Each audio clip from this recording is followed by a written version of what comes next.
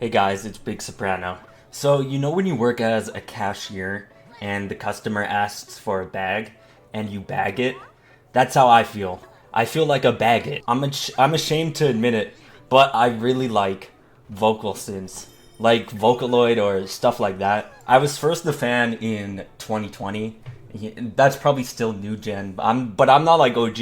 But I always knew about vocaloid. You know, my aunt, I think she's the one who told me about hatsune miku, and mikumikudance MMD, like that animation software. I used to use the shit out of that app and make Mario and Luigi dance, and I used to always watch like Mario. Yeah, I used to always watch like Luigi dancing or some shit like that, and it was fire. So I'm not that much of a new gen. I always knew Hatsune Miku at the very least. But I first became a fan in 2020 when I decided to get Project Diva Future Tone on PlayStation. It's free to play on PlayStation, but you only get 2 songs, so you gotta buy the DLC, and that's what I did.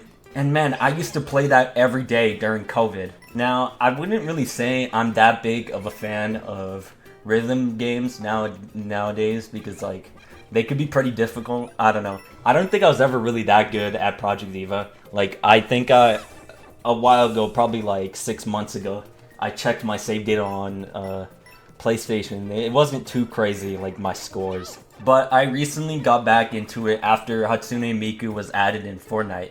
And you know I copped that shit. I bought both of the skins. Now I'd say I'm tapped in. Like, I'm tapped into Vocaloid Twitter and stuff like that. I listen to the music sometimes. I'm more of a rap guy. I pretty much listen to entirely rap. But despite being from the hood, I still listen to Vocaloid.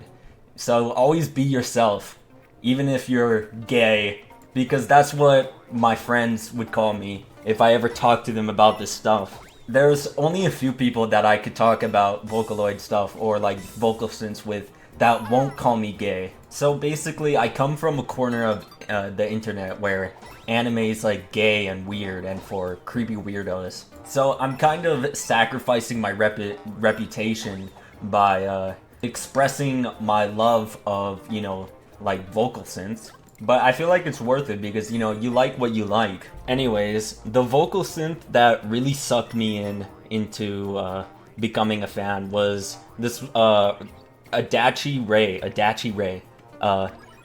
She's a robot, and actually she's a life-size robot in real life, and like the creator of the voicebank is literally making a robot of her in real life. And the point of the voicebank was so it could be her voice. So the robot came first, not the voicebank. And her voicebank is like completely like computer made, like made from like computer samples or stuff like that.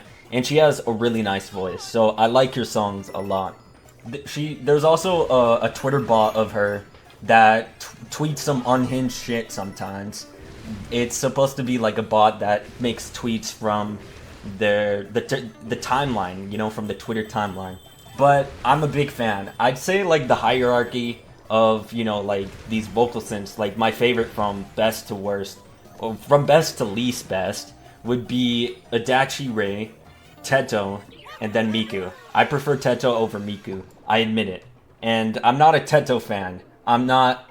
Those guys are annoying as fuck.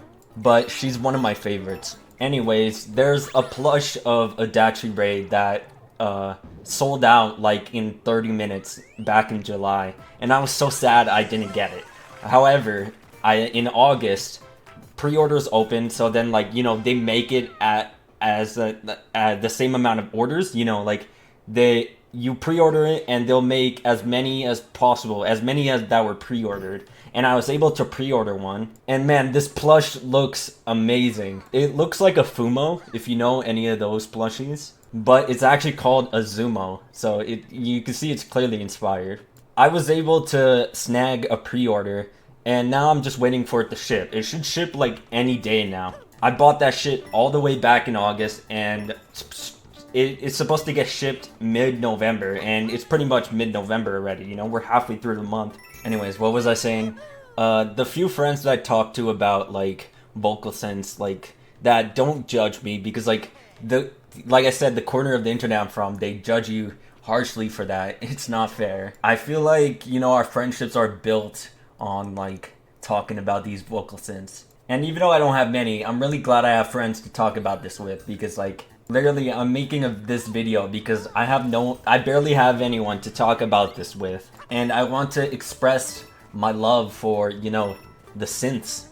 However, I am pretty insecure that I like this kind of stuff. So I'm not gonna go out with a shirt of Hatsune Miku or something like that. I mean, maybe I'll have that and just use it when hanging out with friends. They wouldn't give a fuck.